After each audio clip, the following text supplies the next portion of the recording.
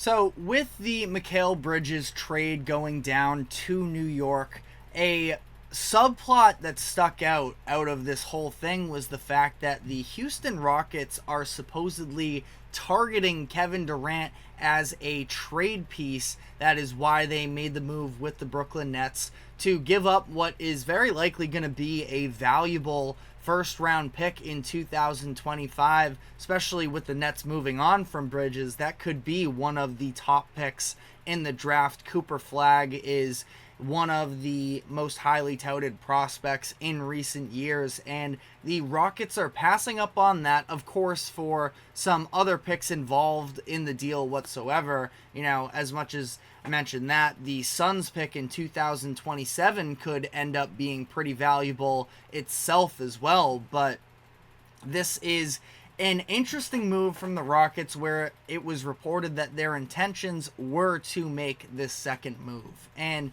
I think it becomes a really interesting conversation with the Rockets, considering the fact that, they have been at the top of the lottery for the past number of years. And while they are also at the top of the lottery this year in terms of the fact that they have the third overall pick, they did have they got that from Brooklyn in that James Harden trade. So this is a situation where they believe that they can really continue to build on what was a successful season last year in Ime Udoka's first year with the Rockets, where they went 41-41 down the stretch of the year. It seemed like they were going to rival the Warriors for that last play-in tournament spot. They ultimately come short there, but there was a lot of positives to build on last year, and clearly the front office group is really getting excited with what we have potentially seen.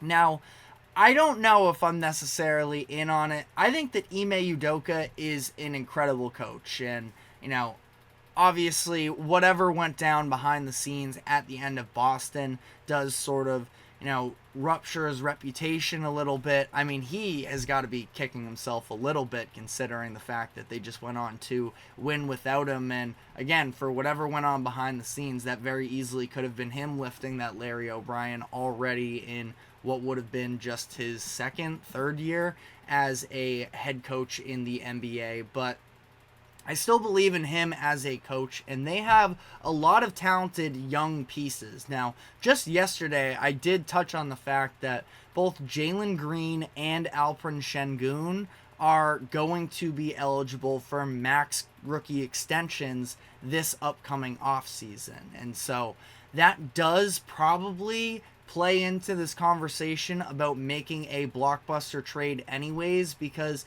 I think for the Rockets, it is going to be a very hard decision, especially just after last offseason, where they decided to go the route of overpaying a little bit to both Fred VanVleet and Dillon Brooks in order to just get some solid role players in the building, some players with experience. It is a very young Houston core, and they just wanted to start a winning culture, and that has been something that ever since James Harden essentially went on strike in the middle of the season, at the beginning of the year, while playing in whatever it was, 2021, I think, 2022, whichever year that was. But I think, Houston understood the situation that they are currently in, and they needed to sort of jumpstart almost the organization into the right direction. And they definitely did so last year.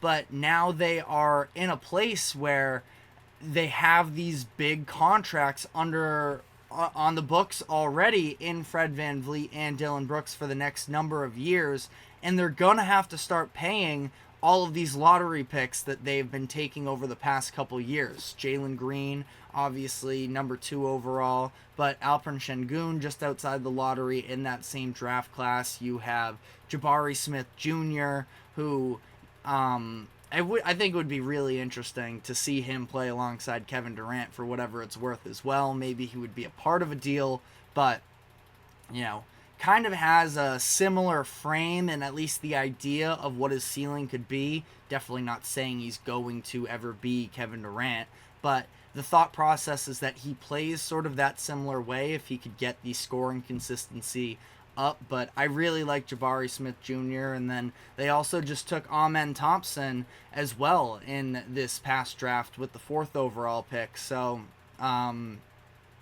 or unless it was 4th or 5th. But regardless, they have all of these guys. Not to mention, there are other guys as well that I really like. Tari Eason was a late 1st round pick a couple years ago, and he spent last year injured for the most part, but he's another talented player. And all of this just bakes into the conversation about the Rockets of they are going to have to start dishing out money to their current players soon anyways. And if you want to sort of make the most of that by going out and making a trade like this, I don't think that idea is totally crazy, but at the same time, for Kevin Durant at this point in his career, you are probably only getting another, I would say 2-3 years of elite play from Kevin Durant. We have seen the fall off is maybe a little bit dramatic, but we have seen the decline in his play over the past couple years, and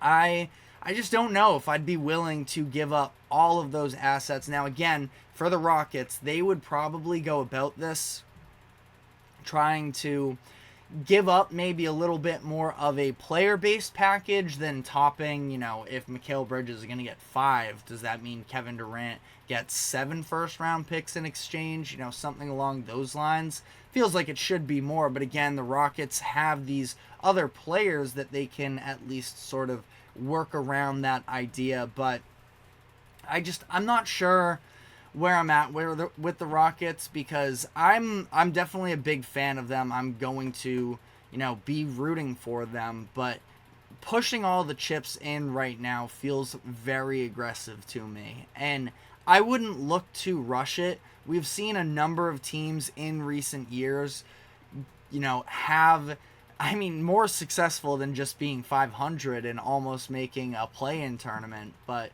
you look at a number of teams the past couple of years, the Hawks definitely stand out. The Cavaliers, who both went in on heavy deals to go out and get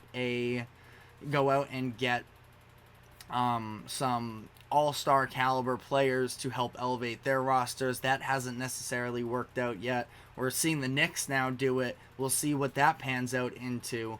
But I just don't know if that's the right way to go about it. Now, at some point, you do have to take the step forward, and I do believe that the supporting cast in Houston is better than people give them credit for. But ultimately, again, going all in on a deal like this is probably too much. As Kelsey says, Rockets lose, Lakers win banner 18. I wouldn't count on the Lakers winning banner 18 just yet necessarily. I think that they are probably ways away from it. Obviously, when you have LeBron, you're never fully out of it. But outside of him and Anthony Davis, I'm not sure. And yeah, I'm just going to leave it at that. We've been doing a lot of Lakers content lately. But, ultimately here, I guess final thoughts for the Rockets is the fact that they have a very bright future. And I sort of equate them to, they could be a little bit of a similar trajectory as the Oklahoma City Thunder. Now, I don't expect them to go out and win 57 games next year, but the Thunder were hovering around that 500, maybe a little bit better for a season before, and the 2022-23 season, and then ultimately took that leap. Now, I don't think that the Rockets are going to have any sort of an individual player explosion to the level of Shai Gilgeous-Alexander to be able to rattle off 2 first-team All-NBA appearances, but there's still a lot of talent, and they are definitely going to have a decision to make in terms of who do they really want to build around. We saw Şengün. We've seen Şengün for the first part of last year. He was able to play a little bit more of the Jokic-Sabonis role, where more of it was running through him, and he was sort of making the right plays. He had a very nice season for himself, but when the Rockets also started to rattle off wins, it was when Jalen Green was going crazy, And non-coincidentally, I think, started to happen once Şengün went out. So a lot of questions there. I don't know. Honestly, I would probably rather build around Jalen Green than Şengün. I don't think that's... I think that's probably an unpopular opinion, but I have been a believer in Jalen Green through this whole process up to this point, and for him as well, he played in the G League Ignite, which we've seen was a little bit of a failed experiment for the NBA. I think once he learns that he can't necessarily be, play the hero ball every single possession, again, that's why the Rockets needed to establish this winning culture, and we'll see how much Jalen Green has bought into it, or whether or not it was just that he was getting a free-for-all with shots down the stretch of the year, and we know that he has the talent, but can he play into the team system? All of those questions are going to be still there for the Rockets next season. But let me know what your thoughts are in the comments section. But the NBA draft officially tips off tonight, so we are going to be answering some of the biggest questions surrounding the draft. So be sure to stick with us through the break. Definitely, any of our live viewers, if you have questions you want us to get to, ask away, because that is what we're going to be doing after this quick break. Don't go anywhere. We'll be right back.